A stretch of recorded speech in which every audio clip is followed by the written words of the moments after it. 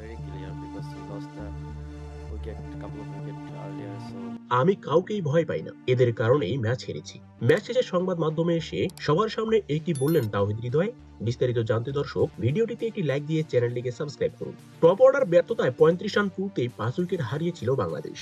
সেই ধ্বংসস্তূপে দাঁড়িয়ে সেঞ্চুরি করেছেন একাই তাওহিদ হৃদয়। তার কেরিয়ার সেরা ইনিংসের ভর করেই দারুণ একটা পুঁজি পায় বাংলাদেশ দল। কিন্তু এই অল্প পুঁজি নিয়েও ভালো লড়াই করেছে স্পিনাররা। তবে শেষ পর্যন্ত 6 উইকেটে হারতে হয়েছে বাংলাদেশকে। দুবাই এদিন টসে জিতে আগে ব্যাট করতে নেমে নির্ধারিত ওভারের আগে 228 রানে অল আউট হয়ে যায় বাংলাদেশ। জবাবে খেলতে নেমে শুভমান গিলের দুর্দান্ত শতকে 46 ওভার 3 বলে 4 উইকেট হারিয়ে জয়ের বন্দরে পৌঁছে যায় ভারত। এদিন ম্যাচ শেষে সংবাদ সম্মেলনে তাওহিদ হৃদয় বলেন, এটা খুবই হতাশাজনক। ভারতের বিপক্ষে জয়টা আমাদের প্রাপ্য ছিল।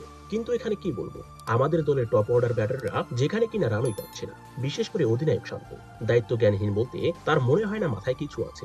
এছাড়াও সিনিয়র মুশফিকুর রহিমকে নিয়ে হৃদয় বলেন, অন্তত মুশফিক ভাইকে কয়েকটা বল দেখে শুনে খেলতে হতো। সৌম্য ভাইকে নিয়ে আর কি বলবো, উনি প্রায় ম্যাচেই ক্রিজে যান আর ফিরে আসেন। যাই হোক, পরবর্তী 2 ম্যাচে আমরা জিততে পারলেই ইনশাল্লাহ সেমিফাইনাল খেলতে পারবো।